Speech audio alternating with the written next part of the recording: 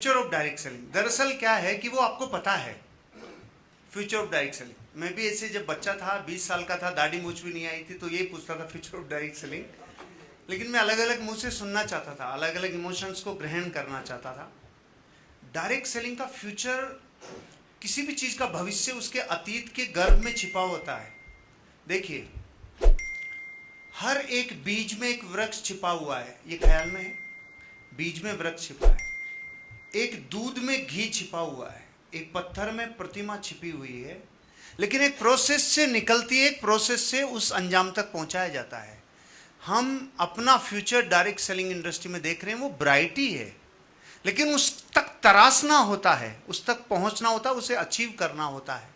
और ये बिजनेस क्यों आपको फ्यूचर बनाएगा, उसका रूट कोज बता देता हूं। जो व्यापार जीवन के अनिवार्य हिस्से से ही मिलकर बना हो, दोबारा, जो व्यापार जीवन के अनिवार्य हिस्से से मिलकर बना हो, उसकी तो कामयाबी होना तय है।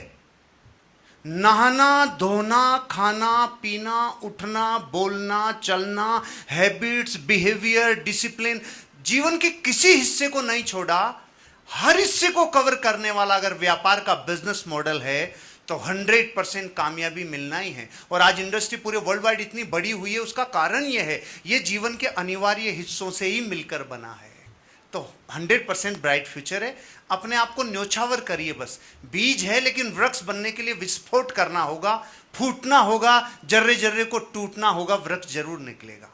आपकी पहली बात। आपने क्या बोला सर? ओह, आपका तो इमोशनल बात थी, दीवाना कैसे बनाए।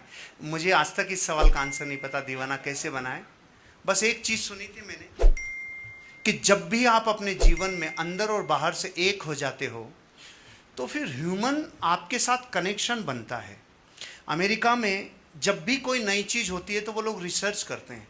तो जब पूरी दुनिया में भारत के मंत्रों का बोलबाला था तो अमेरिका ने ऑसिलोस्कोप बनाया। ऑसिलोस्कोप एक ऐसी मशीन है जहां से कोई भी आवाज को स्पंदन के थ्रू उससे गुजारते हैं तो उसके पैटर्न को स्टडी करते हैं। तो भारत के मंत्रों को जब आवाज के रूप में ऑसिलोस्कोप से निकाला तो जो पैटर्न आए वो चौंकाने वाले थे, ऊर्जावान थे, जबरदस्त थे।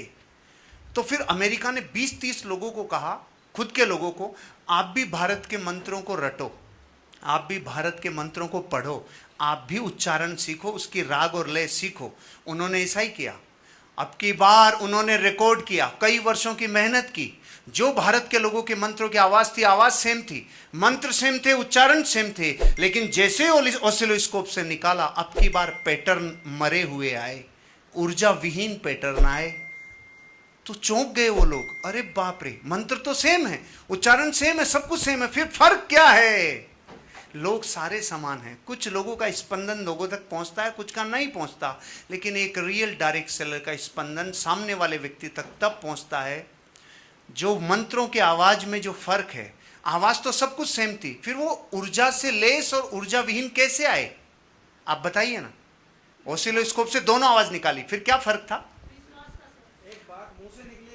उन्होंने आवाज केवल वोकल कॉर्ड से निकाली थी। वोकल कॉर्ड से निकलने वाली ध्वनियां तो पूरे 800 करोड़ लोगों को भगवान ने दिए, लेकिन वोकल कॉर्ड से निकलने वाली ध्वनि जब आपके भीतर के इमोशन से, विचारों से, आत्मा से निकलती है तो दोनों चीजें, इनर कोर और एक्सटर्नल कोर, दोनों कनेक्ट होती है। मैंने तो गुरुओं से यही सीखा सर, कि जब भी आप बाहर से और भीतर से एक हो जाते हो, आपके जीवन की सहजता जब बाहर हो जाती है, आप जो हो वो बाहर प्रकट रहते हो, तो फिर कनेक्शन और बॉन्डिंग बहुत स्ट्रॉन्ग होती है। ये मेरे गुरुजी ने सिखाया था, मुझे पता नहीं चला। फिर उन्होंने कहा, हर्ष ऑलमोस्ट तेरा लगभग ऐसा है, इसलिए तू कनेक्ट कर पाता है। आपके सवाल का आंसर